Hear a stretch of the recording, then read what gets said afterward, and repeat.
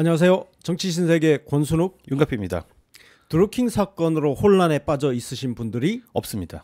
네, 없습니다만 그래도 사안이 시급해서 긴급 해설 방송을 준비했습니다. 네, 일요일에 쉬다 말고 튀어나와서 호외 방송이죠. 난 좀 몸살 때문에 힘들었는데 이렇게 저렇게 제대로 쉬지도 못하고 핑계 끼면 내 얼굴도 보고 좋죠. 네. 자꾸 너무 자주 보는 것 같아요. 지겨워요. 자, 드루킹부터 한번 알아보죠. 드루킹은 우리가 알고 보니까 우리가 알던 사람이라는 거. 예, 뭐 아는 사람이라고 할 수 있죠. 네. 근데 하여튼 드루킹에 대해서는 나무위키에 엄청 자세히 나와 있다고 그러죠? 예, 나무위키에 보면은 뭐 굉장히 자세히 나와 있고요. 일단은 그 산채로 불리는 그 파주에서 공동체 생활이라는 그 이데아를 회원들에게 좀 전파하면서 우리끼리 모여서 좋은 세상을 만들자 이런 취지로 사람들을 모은 것으로 알고 있습니다. 그거 휴거 외치던 뭐 그런 사람들이라든지 과거에 그 오대양 사건이라든지 주로 종교 쪽에서 그런 분들이 많잖아요. 그렇지만 종교과는 아니고요. 이쪽에서는 종교를 포교하러 온 사람들이라든가 혹은 종교 색채의 이야기를 다룬다든가 하는 것에 대해서 상당히 거부감을 갖고 강퇴를 한다든가 탈퇴를 시키는 그런 식이었다고 합니다. 그러니까 행태는 약간 비슷하지만 경제 공동체에 좀 가깝습니다. 그래서 경공모라 그러죠. 네. 예. 뭐 사실 우리 그 트위터 쪽에서는 굉장히 원래 유명한 사람들입니다. 근데 특이한 사람입니다. 예. 그리고 자미두수라든가 뭐 송화비결 같은 것들을 강론을 하고 동양 철학 심취자로 알려져 있고요. 또 뭐 소액주주 주권 운동 같은 것들을 통한 경제 민주화 관심자. 네, 그렇죠. 네.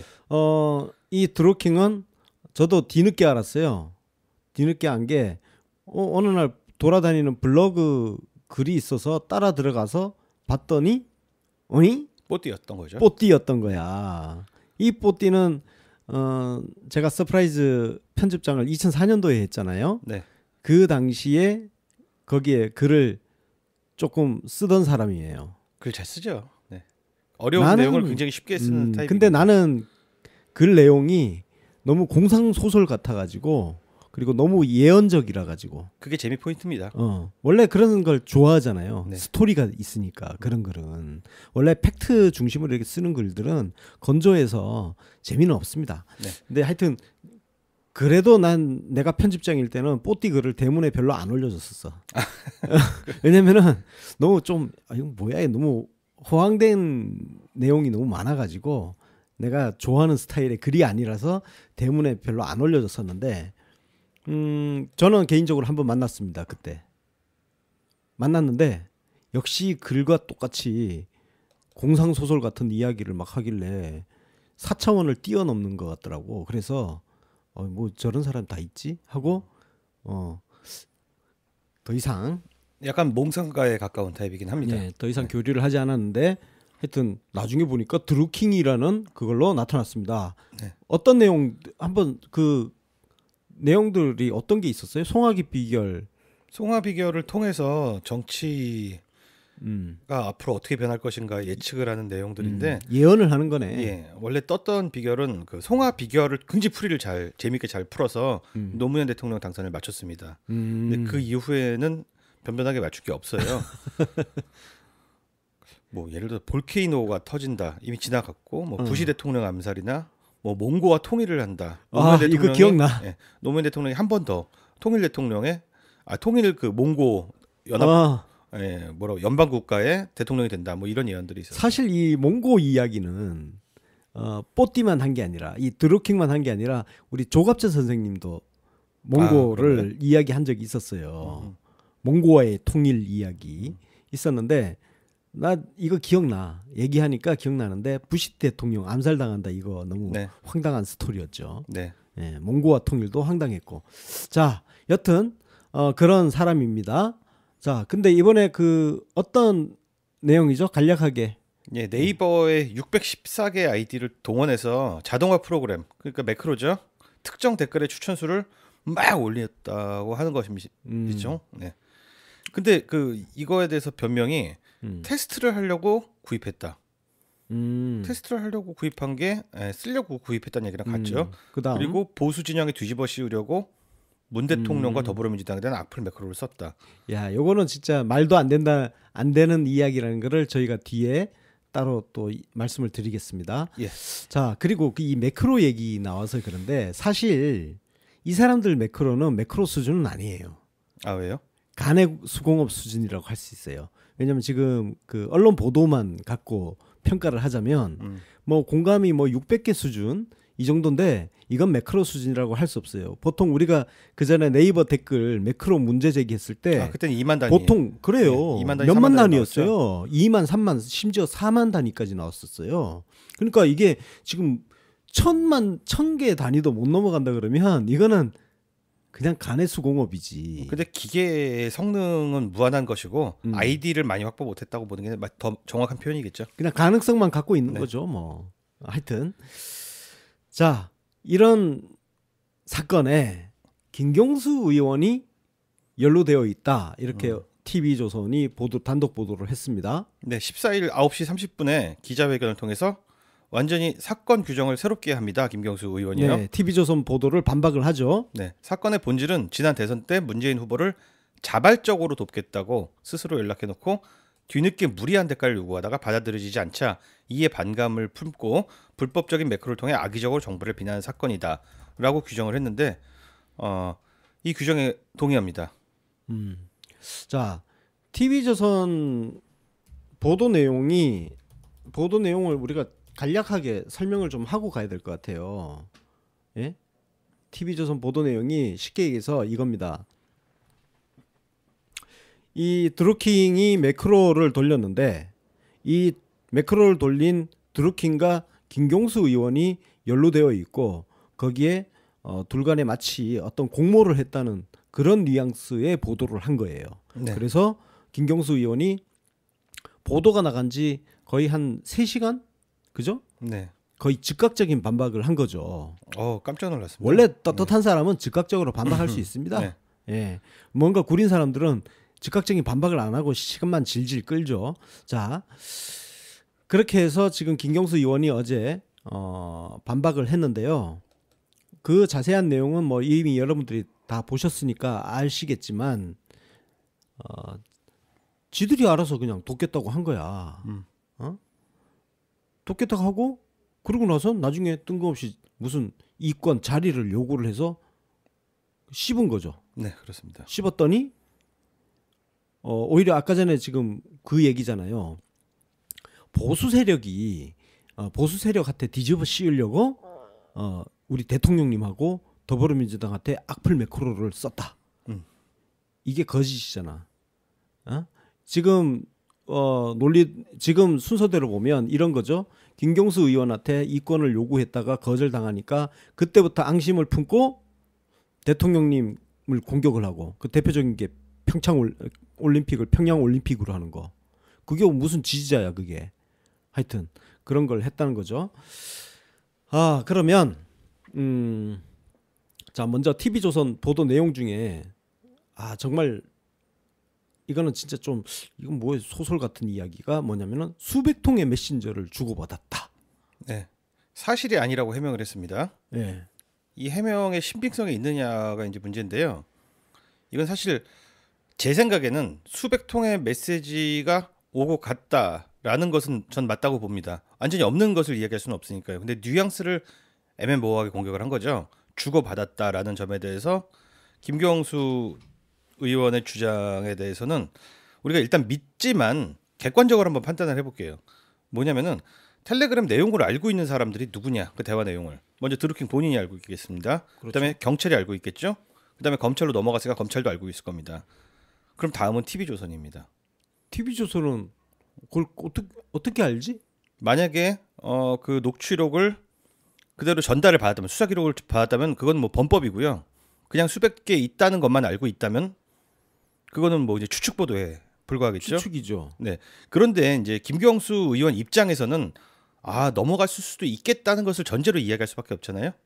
그러니까 몇 시간 때우려고 일부러 기자회견을 했을 거라고 보지 않습니다. 따라서 모두가 알고 있잖아. 모두가 알고 있잖아. 나는 그냥 네, 고맙습니다. 묵묵부답. 아, 예, 고맙습니다. 이런 내용밖에 없다는 것을 김경수 의원 정확히 알고 있기 때문에 있는 그 팩트 그대로 얘기를 하지 않았나 싶습니다. 그러니까 수백 통이라는 거는 좀 이게 나는 그 표현 자체가 굉장히 이미지를 씌우는 악의가 들어가 있다고 봐요. 여튼 저는 개인적으로 이거는 좀 굉장히 신뢰하지 않는 표현이에요. 네. 수백 통이라는 것은 확실하게 뭔가를 갖고 있지 않으면 할 수 없는, 혹은 아예 몰라서 추측으로 그냥 갖다 때리기 좋은, 수십 통 하는 것보다 수백 통이 더 있어 보이잖아. 네. 더 커 보이고. 여기서 제가 보기엔 숫자는 중요하지 않은 것 같아요. 굉장히 뭐 시간이 많이 흘렀으니까 모아놓으면 뭐 몇백 개가 될 수가 있죠. 근데 오늘 날씨가 좋습니다. 의원님에게 지금 무슨 상황 보고 드립니다. 여론 동향이 심상치 않습니다. 그럼 네, 며칠 있다가 네, 이렇게 모이면 수백 개가 되는 거예요. 그렇죠. 자, 그리고 핵심은 주고받았다라는 표현이 맞느냐? 이거 지금 나온 거 보면 주고받은 게 아니잖아. 근데 김경수 의원의 주장은 그냥 대충 건성건성 대답했다. 간헐적으로 의례적으로 고맙습니다. 네, 이렇게 했다는 이야기입니다. 그렇죠. 일방적으로 이렇게 막 계속 오는데 일일이 대응을 해준 게 아니라 그냥 계속 무시할 수 없잖아요. 지지자라는데. 그래서 네, 알겠습니다. 네, 고맙습니다. 나도 사실 그렇게 하고 있어요. 예, 읽고 씹는다고 하죠. 예. 읽고 씹다가 3번 되면 미안하니까 네, 이렇게 답할 수 있는데 이거 우리가 너무 주관적으로 얘기할 필요가 없어요. 제가 보기에는. 자, 대화 파일은 굉장히 여러 사람이 가지고 있습니다. 따라서 김경수 의원이 바로 반나절 만에 반박당할 만한 거짓말을 할 동기가 없다. 적어도 그 텔레그램 대화 내용에서는 이 이상의 것들이 없다라고 보는 게 객관적입니다. 자, 그리고 중요한 포인트는요. 지금까지 이야기한 게 사실 별로 중요한 것도 아니라는 거야. 그래서 뭐 어쩌라고. 예를 들어서 그렇게 주고받도 뭐 어쩌라고. 중요한 것은 진짜 핵심 쟁점을 짚어보겠습니다. 네, 바로 그거죠. 김경수 의원 측과 드루킹 측은 온 오프상의 지지활동, 대선 때 그 지지활동을 대가로 반대급부로 약속했느냐 안 했느냐, 이게 제일 중요합니다. 그렇죠. 그게 있어야 이야기가 되는 겁니다. 나머지는 의미가 없는 거예요. 네, 그렇죠. 다 주변 장치일 뿐이야. 네. 자, 그러면 드루킹 그 스타일을 한번 살펴볼 필요가 있을 것 같아요. 네, 일부 언론에서 오보가 하나 났어요. 지금 어제 바로 안희정 전 충남지사 등 여권의 유력 정치인들과의 교류를 이야기합니다. 그럼 뭐 이 표현은 드루킹이 우리 여권에 뭐 두루두루 네. 뭔가 있는 사람이, 영향력 있는 사람처럼 보이잖아요. 그래서 두루킹인가요? 네. 두루두루. 일단 제가 좀 킹이야? 팩트를 체크해봤는데요. 안희정 그 전 지사는 강연 정치를 한다는 비난을 좀 받기도 했잖아요. 그렇죠. 불러주는 데는 다 가요, 웬만하면. 근데 이제 드루킹의 회원들이 모이는 곳으로 강연 요청이 있어서 강연을 하러 갔습니다. 그러나 중간에 드루킹이라는 사람의 위험성을 경고한 사람이 있었고요. 네. 따라서 딱 강연만까지만 하고 인연이 끊어졌습니다. 이후에 전혀 발을 끊었고요. 연락 주고받지 않았고요. 심지어는 강연료도 받지 않았습니다. 그랬죠. 자, 이걸 가지고 교류라고 표현한다는 것은 일단 오보입니다. 그 이후에 벌어진 일을 말씀드립니다. 다들 아시겠지만 드루킹은 안희정 전 지사에게 우호적인 댓글 작업을 한 것으로 알려져 있죠. 그렇죠. 이건 뭐 일방적으로 짝사랑한 사람 같아. 네, 그럼 왜 짝사랑을 하느냐? 그렇죠. 이게 굉장히 중요한데요. 예. 자, 정치인에게 접근하고 그리고 자기 회원들에게 나 이런 사람들과 교류하고 있어라고 영향력을 과시하고 이후에 저 사람을 위해서 댓글을 달아줘라고 댓글이라는 실적, 일정한 성과물을 쌓아서 그걸 계속 리뷰를 해주는 거죠. 자, 이 먹이사슬 구조를 딱 보면 이런 겁니다. 드루킹은 자기의 그 내부 조직의 영향력을 계속 유지하고 확대하기 위해서, 안 그러면 마치 회원들의 결속이 깨지니까요. 바깥에 어떤 권력 좀 있는, 권력에 가까운 사람하고 자기가 굉장히 밀접한 관계인 것을 계속 확인해 시켜줘야 돼. 안 그러면 그 나름의 공장이 돌아가지가 않으니까요. 그렇죠. 충성심이 떨어지게 되니까. 예. 그래서 그리고 나서는 그 정치인에게 반대급부를 요구하는 거죠. 그렇죠. 네. 그렇다면 김경수 의원도 마찬가지가 되는 거예요. 자, 미락이 존재하지 않더라도 먼저 선 작업을 한다라고 보시면 되겠습니다. 이게 패턴의 하나의 반증이 되겠죠. 그러니까 그거는 쉽게 얘기해서 이런 거예요. 자기가 먼저 그냥 실적 쌓아놓고, 와, 내가 이만큼 당신을 위해서 열심히 일을 했어요. 그러니까 돈 내놓으세요. 뭐 이런 거잖아. 예, 그런 패턴입니다. 아니 그럼 내가 주문도 안 한 거를 예를 들어서 이런 거 아닙니까? 내가 주문도 안 했는데 지 혼자 옥삼아 당신한테는 이런 옷이 잘 어울릴 것 같은데요? 해놓고 옷을 잔뜩 구매를 해가지고 나한테 떠넘겨 놓고는 자 이제 돈 내놓으세요. 이런 거하고 똑같은 거야 지금. 자, 여기서 한 발 더 들어가서 보면은요. 작업을 해준다는 것은 댓글 작업을 해준다는 것은 그 반대급부를 요구할 수 있는 카드이기도 하지만 그 반대로 생각을 해보면 약점을 잡는다는 뜻이 됩니다. 그렇죠. 자, 그래서 미락이 있기가 어렵다는 거예요. 제정신 박힌 그 민주당의 정치인 중에 누가 댓글 작업 해줄 테니까 나중에 나한테 자리 좀 줘. 그러면 오케이 좋습니다라고 할 사람이 어디 있어요? 상식적으로 말이 안 되잖아요. 왜 그러냐면은 네네. 우리가 2012년 대선에서 그놈의 그 국정원 댓글 때문에 그렇죠. 그 난리를 치고, 예? 당연하죠. 그래서 셀프 감금 사건도 일어나고 그 뒤 이후에 그 부정 대선 뭐 수개표 하자는 논란 있었고 재검표 하자 논란 있었고 그래서 국정원 진실을 밝히느라고 얼마나 많은 사람들이 노력을 했습니까? 그래서 윤석열 지검장이 그때 수사하다가 잘려나가고 그 난리 쳤던 사건이 있는데 우리가 댓글 작업을 한다고? 그리고 또 하나 미친 거지 그거는. 또 하나 이런 생각을 해볼 수 있는데 댓글 작업은 그렇게까지 비싼 게 아닙니다. 그러니까 매크로 좀 돌리고 이걸 한다고 해서 자리를 막 인사를 막 받는다? 자기한테 유리한 뭐 입법을 한다? 어려운 일이죠. 아니 지금 우리가 그 네이버 댓글 문제 제기할 때 그런 게 다 튀어나왔잖아요. 중국이라든지 이런 데서 작업하면 숱한 그냥 그 가짜 계정을 생성을 해가지고 매크로 기계로 그냥 돌리면 댓글 작업 쉽게 할 수 있는데 그거를 굳이 무슨 어마어마한 거사를 치르는 듯이 이렇게 한다고 주고받기 미력을 맺어가지고 이게 상식적으로 이해가 됩니까? 말이 안 되는 소리지. 위험하기도 위험하고요. 그리고 작업을 하고 나면선 그게 그 정치인의 약점이 됩니다. 정치 생명을 접어야 될 위험이 생기는데 그거를 누가 사전에 미락을 합니까? 그러니까요. 그래서 지금 이번 쟁점 핵심 쟁점은 바로 거래가 있었느냐, 그렇죠. 미략이 있었느냐. 네. 근데 김경수 의원이 그 부분을 깔끔하게 해명했잖아요. 그냥 자기가 지지자라면서 와서 대선 때 뭐 도움을 드리겠습니다. 그래서 네 감사합니다. 이 정도 한 거야. 그리고 지 혼자 열심히 자가 발전 막 하다가 나중에 와서 마치 무슨 약속을 해놓은 듯이 자리를 요구한 거 아닙니까? 네.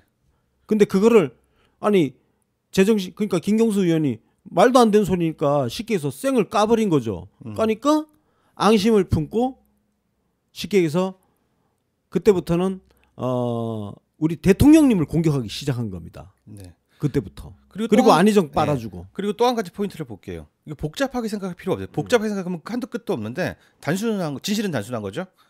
자, 제가 질문 한번 던져보겠습니다. 약속을 했다면 왜 안 지켰을까? 약속을 했다면 왜 안 지켰을까요? 약속을 했으면 지켜야 됩니다. 지키지 않으면 굉장히 위험해집니다. 그렇지. 심지어 드루킹은 지난 3월에 페이스북을 통해서 공개 협박을 한 사례가 있어요. 지금도 글이 남아 있습니다. 예, 그 공개 협박한 그 짤이 지금 인터넷상에 돌아다니고 있습니다. 예. 자, 이런 리스크가 있는데요. 협박을 하고 있고 약속을 했어. 그렇다면 왜 이걸 거절해서 이렇게 위험한 리스크를 만들어왔겠느냐. 차라리 약속 지키고 말지. 이런 생각을 해볼 수 있을 것 같아요. 그럼에도 불구하고 원칙대로 인사청탁을 거부한 것은 김경수 의원의 높은 도덕성이나 원칙을 볼 수 있는 반증이라고 봅니다. 네, 그렇습니다. 자, 참 진짜. 자, 그러면 선거 전에서 댓글 지원을 하는 것을 받는다? 자, 쉽게 얘기해서 저 댓글전 열심히 할게요. 자, 이거를 우리가 어떻게 해야 돼? 지지자들이 자발적으로 지지 활동을 한다는데 반대하는 경우는 절대 있을 수가 없습니다. 그렇죠. 지금 드루킹이 갖고 있는 조직이라는 것도 지지자 그룹이에요. 공무원도 아니고 군인도 아니고. 그렇죠? 그래서 지들이 하겠다는데 어떻게 해? 고맙죠, 사실. 고마운 건 사실입니다.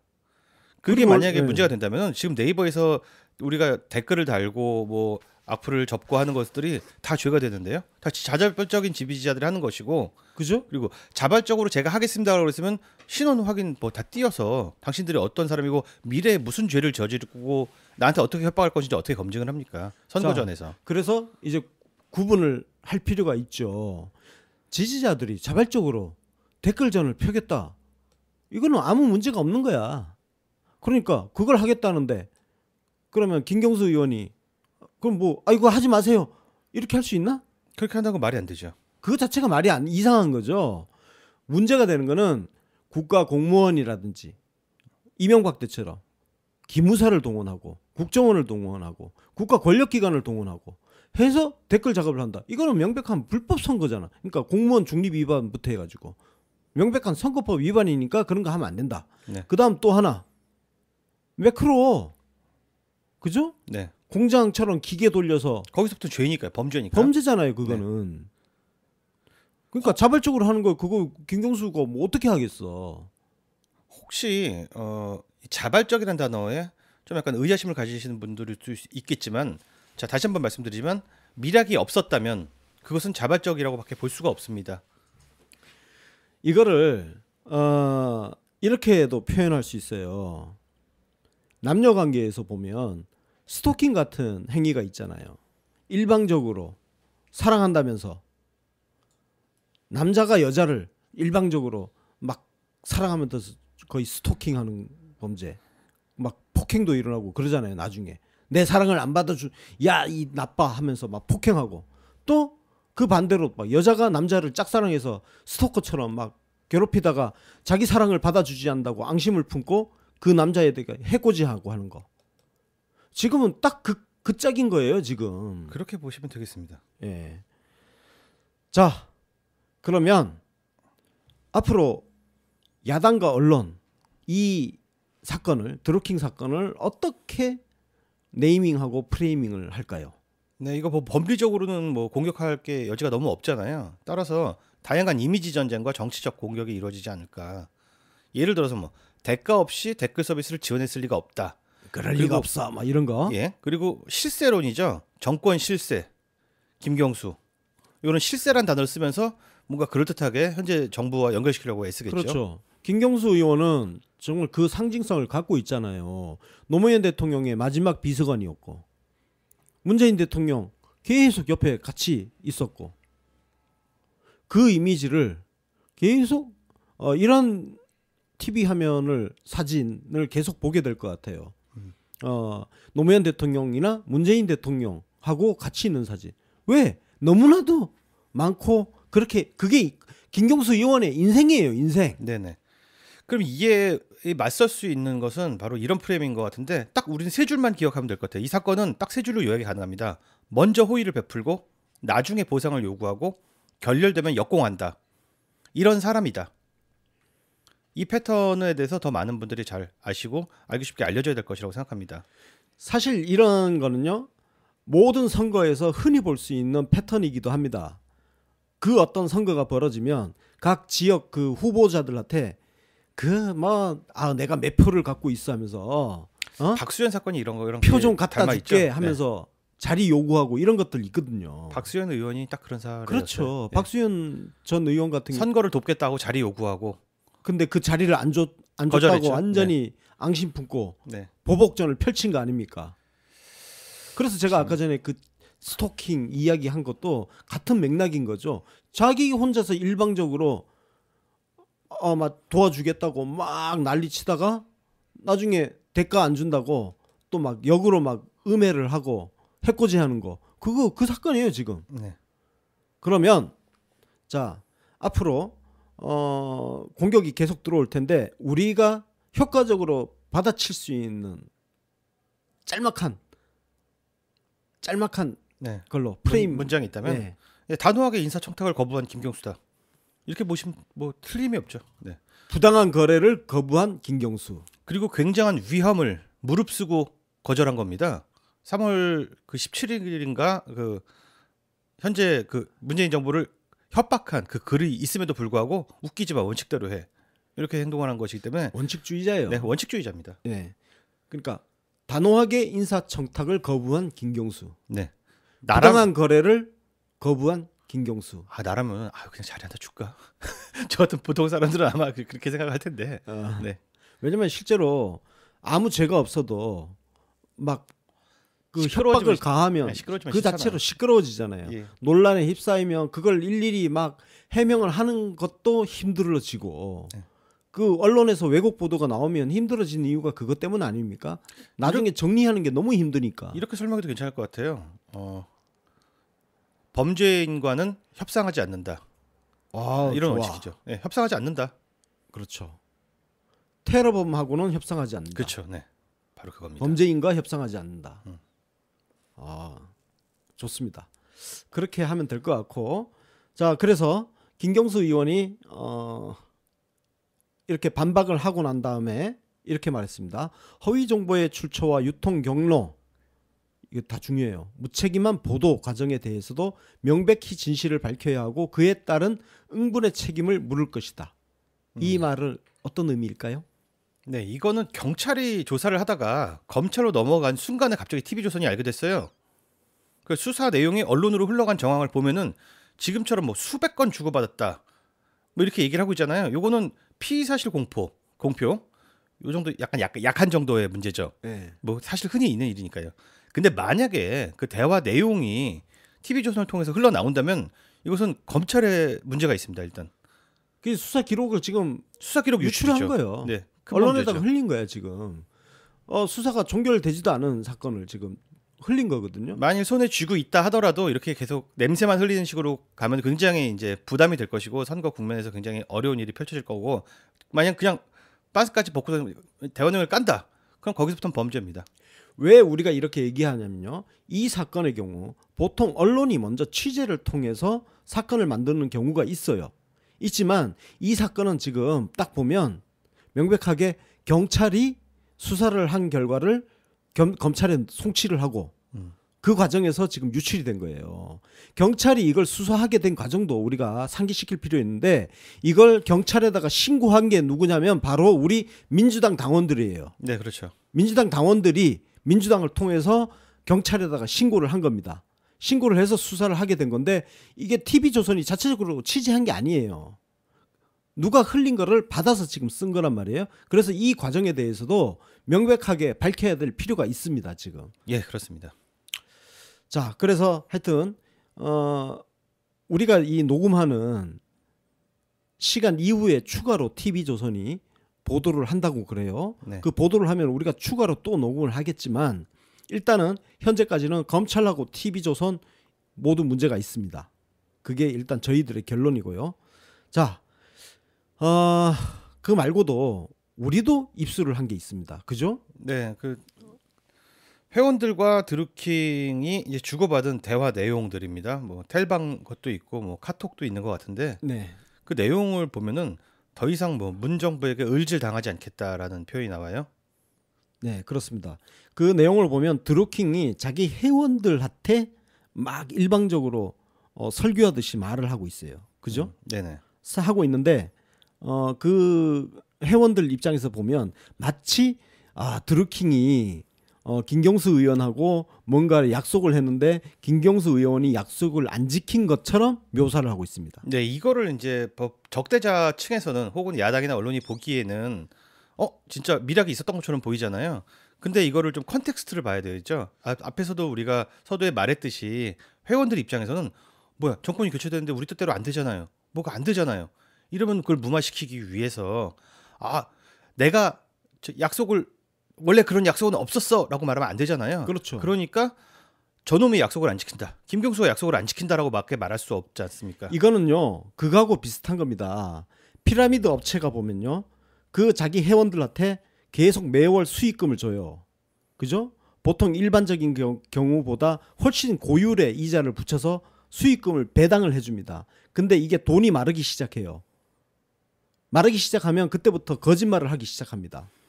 아무 문제 없다는 듯이. 그러면서 추가로 돈을 더 끌어내고 하잖아요. 지금 그거하고 똑같은 거예요 지금. 네. 김경수를 약속 안 지킨 사람을 묘사하는 게 훨씬 나왔겠고요. 그리고 이후에 또 새로운 비전을 제시해야 되니까 그렇죠. 안지사와의 관계를 만들려고 하다가 미수에 그친 사건으로 봅니다. 그렇습니다. 지금 드루킹은 자기 그 운영하던 자기가 이끌고 있던 그 집단 안에서 쉽게 해서 김경수를 팔아가지고 자기가 대단한 거물인 것처럼 행세를 하면서 쉽게 해서 약을 판 거예요. 근데 그게 지금 뭔가가 안 되니까 그 이후에 자 그러면 나는 이제 김경수를 버리고 안희정을 데리고 우리의 미래를 개척해 나가겠다. 새로운 비전을 제시를 한 거야. 네, 저는 사실 그 문재인 정부를 공격한 것도 아마 이런 뭔가를 해야 되죠. 사람들을 모아놨으면 우리는 이렇게 약속을 안 지킨 사람을 응징하고 그렇죠. 새로운 스타를 만들어서 띄우고 이렇게 일종의 그 어떤 조직이 퍼포먼스입니다. 돌아가기 위한 퍼포먼스 아닌가 싶습니다. 그러니까 자기의 리더십을 확인시켜 주는 거고 동시에 자기를 추종하는 사람들의 충성 로열티를 유지시키기 위한 장치인 거죠. 네, 지금 우리가 이제 본 이런 진단과 해설은 맥락을 충분히 보자. 조직의 특성을 보고 나서 판단해야지 그 나온 단어들이라든가 이것들이 좀 더 풍부하게 이해가 간다라는 말씀이죠. 그런데 그래서 그 11월 말 그 이후에 보면 우리 정부를 공격하는 글들 그리고 이 집단이 추미애 당대표하고 최재성 정발위 위원장을 집중적으로 또 공격도 하고 그랬잖아요. 예, 그렇습니다. 예, 이게 모두 자기 조직을 추스르기 위한 어떤 하나의 퍼포먼스로 그리고 자기의 리더십을 내가 외부에 이런 막강한 영향력을 행사하고 있는 사람이라는 것을 확인시켜 주기 위한 과정으로 장치로 활용을 했다는 겁니다. 뭐 트레이닝 같은 거기도 하고요, 또. 네. 그래서 사실 우리가 드루킹한테 공격도 받았죠. 네. 지금 일부에서 네. 드루킹이 우리를 추천한 거 네. 끌고 오더라고요. 사실 저희 같은 고급 퀄리티를 자랑하는 콘텐츠라면 사실 누구라도 추천할 만하죠. 네. 그건 이상한 일은 아닙니다. 그게 작년 보니까 네. 작년 7월 달이었더라고. 예. 우린 몰랐어. 나중에 드루킹이 알았죠. 그런 거 예. 한 줄 나는 이번에 알았어요. 그래요? 이번에 그 짤을 보면서 드루킹 일파가 이때 우리를 추천을 하고 그랬구나. 그래서 뭐 어쩌라고. 그때는 이제 그 드루킹 조직이 문꿀 스탠스였습니다. 그때는 문꿀 스탠스였고 저희가 이제 문꿀의 모범이었기 때문에 당연히 추천할 만합니다. 네. 네. 근데 걔네들이 우리를 공격한 거는 네, 바로 그 추미애 대표에 대한 스탠스가 갈라지게 되니까 그때부터 공격이 좀 많이 들어온 것으로 보입니다. 그게 왜 그랬냐면 저도 그때부터 이제 이 얘네들한테 관심을 가졌던 건데 얘네들이 왜 우리를 공격할까 했는데 보니까 소설을 막 썼더라고. 그때가 어느 시점이냐면 추미애 대표가 임종석 비서실장하고 막 갈등한다 이런 언론 기사가 막 쏟아져 나오면서 자기 정치한다. 그리고 이제 머리 자르기 발언, 네. 국민의당 자극하는 그런 거 나오고 하면서 대통령에게 부담을 준다. 그래서 뭐 대통령은 국민의당하고 지금 대통령이 안정적인 국정 수행을 위해서는 민주당하고 국민의당이 통합을 해야 되는데 추미애가 걸림돌이 되고 있다. 이런 논리였어요. 네네. 예, 제가 그래도 슬금슬금 살펴봅니다. 예, 제보도 들어오고 하니까요. 예, 그래서 근데 우리는 그때 추미애 당대표하고 최재성 정발위원장 쉽게 해서 사수대 역할을 했잖아요. 그랬죠. 그죠? 네. 특히 추미애 대표 사수대 역할을 하다 보니까 드루킹하고 정반대 노선이 된 거야. 그러니까 드루킹한테 우리가 쉽게 해서 찍힌 거죠. 공격 네, 그렇죠. 대상이 네. 된 거지. 참, 하여튼 그런 일도 있었고요. 자, 그래도 나 진짜 방송하면서 진짜 웃기는 게 아무리 그래도 그렇지. 진짜 우리 1월달에 평창 올림픽을 평양 올림픽으로 그 만든 프레임 때문에 얼마나 고생했어요. 그렇죠. 네. 와, 진짜 우리 그 문파분들, 태극 문파들 가장 진짜 힘든 손목 갈아 집어 넣었을 때거든. 문재인 정부 들어서 가장 힘든 순간이었다고 볼 수 있을 것 같아요. 1월이 얼마나 힘들었냐면요. 비트코인 문제, 평양 올림픽, 여러 가지 문제가 터져 나오면서 정말 그 기계들과의 싸움을 하면서 손목을 갈아 넣고 있을 때인데, 야, 드루킹 애들이 그 짓을 하고 있었다는 거. 나 이번 보도 보고 알았어요. 그 기계가 그 기계야? 와, 진짜 충격이었어, 진짜. 진짜. 예, 하여튼 그렇게 흘러왔다는 거. 근데 이런 인간들을 마치 우리 소위 문파로 이야기하면 곤란하죠. 그게 어떻게 문파야. 자, 우리 그럼 이제 여당 반응 한번 소개해 주시죠. 추미애 당대표 어떻게 말씀하셨나요? 당적에 대해서 이야기하고 있는데 이게 왜 당적에 대해서 콕 집어서 얘기하냐면 역시 추미애 대표가 센스가 있긴 있어요. 모든 보도가 다 민주당원 사건, 민주당원 이렇게 프레임을 짜고 있는데요. 당적이라는 게 누구나 가입할 수 있는 그렇죠. 것이다. 네, 누구나 150만 가입할 수 있는 당적을 가졌을지 모르나 그 행태는 전혀 민주당원답지 않습니다라고 비판을 했습니다. 이거 맞는 얘기인 게 지난 대선은 누구에게 베팅하는 게 정상입니까? 문재인 그렇죠. 후보에게 베팅하는 게 정상이죠. 그렇죠. 권력이 있는 방향으로 당원을 가입시켜야겠죠. 그렇죠. 야당으로 당원을 가입시키겠습니까? 당연히 권력을 갈 것 같은 여당, 문재인 대통령이 있는 여당의 당원을 가입하는 게 맞겠죠. 네. 근데 이제 드루킹이라는 사람이 과거에는 현 여당 성향, 민주당 성향으로 볼 수는 있지만 그런 사람이 반정부 댓글을 사주했다는 것은 말이 안 되죠. 그냥 권력지향적인 사람입니다. 따라서 민주당원 뭐 댓글 사건이라고 하는 것은 온당치 않다. 이렇게 보는 것이 맞겠습니다. 민주당원이 150만 명이야. 170만 명. 170만 됐어요? 네. 그 170만 명 우리가 성분 분석을 어떻게 다 할 거냐고요. 길에서 뭐 저기 어? 담배꽁초 버리는데 민주당원이면 민주당원 담배 투척 사건입니까? 응. 아닌 말로 지금 뭐 과거 주사파였던 경기 동부부터 해서 뭐 다양한 정파가 다 들어와 있다고 그러는데. 아유, 뭐 당원이 좀 많아야지. 그러니까 그래서 민주당원 이렇게 표현 쓰는 것도 확실하게 공격 의도를 드러내 보이는 기사 제목이라고 할 수 있죠. 네, 권 기자님은 그 오랜 기자 생활의 관록으로 향후 언론이나 야당의 프레임이 어떻게 나올 것 같으세요? 네. 크게 보면 세 가지 갈래가 있습니다. 지금 이걸 최대한 확장시킬 수 있는 논리가 뭐냐면 대선이 불법이고 무효다라는 논리까지 전 나올 거라고 생각을 합니다. 원인무효. 예. 그러니까 자기들이 해봤잖아요. 네. 국정원 댓글 조작 사건, 기무사 개입하고 막 그다음에 매크로 돌리고 하던 거 해봤잖아. 해봤기 때문에 그걸 그대로 대입시켜서 불법 대선이다라는 논리까지 나올 가능성이 있습니다. 그리고 또 하나 아까 이미 얘기했지만 김경수 의원은 그야말로 삶 그 자체가 노무현 전 대통령님 그리고 문재인 대통령과 함께한 게 인생의 전부예요. 그러니까 대통령 최측근 문제니까 대통령이 책임져라. 뭐 이런 논리 분명히 나올 거고요. 또 하나는 이거는 지금 도덕적인 문제였고 정치적 도덕적 측면에서 대통령 책임을 묻는 그런 논리 나올 거고 또 이제 법률적인 측면에서는 국정조사 특검하자. 이미 이런 뭐 것까지 나올 특검 겁니다. 얘기 나오고 있습니다. 아, 나오고 벌써. 있어요? 예. 특검 관련해서는 우리가 지금 하나 살펴볼 수 있는 게 이 얘기예요. 지금 일부에서는 과거 그 2011년도에 그 선관위 디도스 사건이 있습니다. 예. 그 사건이 뭐냐면요. 여러분들 말씀하시면 기억하시겠지만 선거 투표소가 변동이 일어나요. 그래서 투표소를 못 찾는 일이 막 생겨났었어. 더군다나 그때 선관위 홈페이지 접속이 잘 안 되고 그러면서 맨날 자기가 하던 그 투표소가 아닌 거예요 또. 그리고 막 1층에 있던 게 2층으로 올라가고 그래서 장애를 가지신 분들 같은 경우는 투표를 하는데 굉장히 어려움을 겪고 그랬던 사건이 있는데 그 사건에 당시 그 한나라당이었나요? 당명이 바뀌니까 새누리당이었나? 뭐 그런 당. 네, 하여튼 그 당 안에 있는 사람들이 디도스로 선관위 홈피를 공격했다. 이런 사건이 있었거든요. 그래서 그 사건을 빗대면서 그때도 특검을 했다. 그때 특검했거든요. 그래서 특검했으니까 이번 건도 특검해야 된다. 이렇게 지금 이야기를 하고 있어요. 근데 이거는 제가 정리를 해줍니다. 그때는요.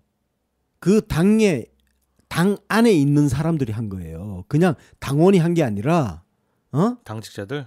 당 캠프 안에 있는 사람들이 그 짓을 한 겁니다. 디도스를 막 선관위 홈피를 공격하고. 근데 이거는요. 외부에 있는 그냥 지지자를 자처하는 그룹에서 알아서 한 거예요. 그게 어떻게 성격이 같습니까? 전혀 다른 거죠. 이거는. 그래서 그때 특검을 했던 거는 그 한나라당인지 새누리당인지가 당 차원에서 조직적으로 그 디도스를 일으켰는지 여부를 확인하기 위해서 특검을 한 거고, 이거는 외부에서 한 건데 왜 특검이 튀어나오나? 그렇죠. 예. 하여튼 이렇게 세 가지로 정리를 할 수 있을 것 같습니다. 자, 언론은 앞으로 어떤 또 보도를 가지고 나올까요? 언론 보도. 이제 우리 녹음한 이후에 이제 TV조선이 보도를 할 텐데요. 네. 그 보도하고 내용이 똑같은 내용인지는 지금 시점에서는 알 수가 없지만, 그냥 점을 쳐보는 거죠. 이제 우리가 갖고 있는 그 정보를 가지고 이야기를 해보면,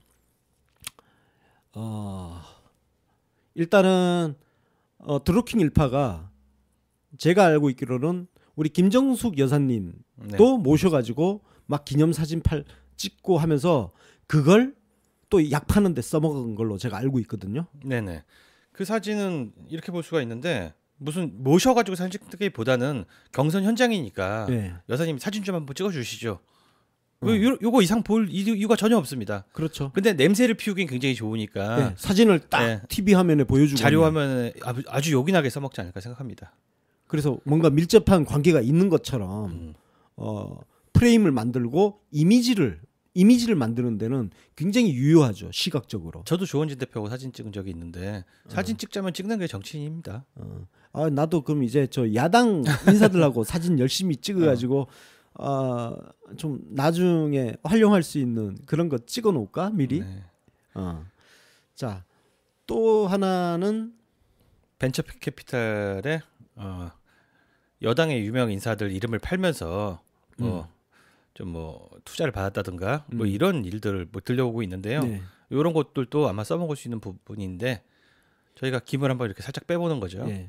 전형적인 그 사기꾼들의 수법이 그런 거 아닙니까? 바깥에 돌아다니면서 자기가 그런 거 그 있잖아요. 명함이나 사진 이런 거 보여주면서 자기가 어떤 그 권력에 가까이 있는 것처럼 포장을 하면서 자기 뭐 투자금을 투자금을 받아낸다든지 이런 행태 있잖아요. 그다음에 일자리를 받아낸다든지 이런 거 뭐 진짜 많았잖아요. 대표적인 게 박근혜 때는 심지어 그냥 박근혜 쪽하고 아무 연관 없는 인간이 어느 공기업에다가 자기가 건설 회사에 그 사건 있어요. 떠들썩했던 사건인데 건설 회사에 자기가 박근혜 쪽 인사라고 딱 해가지고 거기 감사를 했나 그랬어요. 그래요. 와, 대단한 사기꾼이야. 통하네. 예. 거기서도 사진이 필수였겠죠. 예, 한 자리 해먹었다니까 진짜. 아하하. 그걸 진짜 몇 년 동안 모르고 있다가 뒤늦게 하여튼 그게 뽀록이 나가지고 구속되고 그랬던 사건이 있습니다. 제가 트위터에서 한번 특친들을 대상으로 그 폴을 한번 해봤거든요. 예. 문재인 대통령과 사진 찍은 적이 있는 사람, 없는 사람 나눠서 해봤더니 23%가 찍었더라고요. 그러니까 두 가지 다 이제 사진하고 관련된 것인데 예. 실사하고 가깝다. 사진 한 장 가지고 사기를 심지어 치는 거. 아무것도 없이도 사기를 칠 수 있는데 그러니까요. 사진 같은 거 있으면 사기치기가 더 좋죠. 그래서 우리는 사기꾼을 감별하는 방법 중에 하나가 뭐냐면 어디 가서 내가 누구하고 난 누구 아는데 그 사람 나랑 친한데 이런 식으로 그리고 자기 엄청 친한 척하는 거 그런 사람들은 일단 사기꾼이라고 생각을 하시면 됩니다. 그리고 또 하나가 또 생각난 김에 정리하면 또 하나가 있을 수 있어요.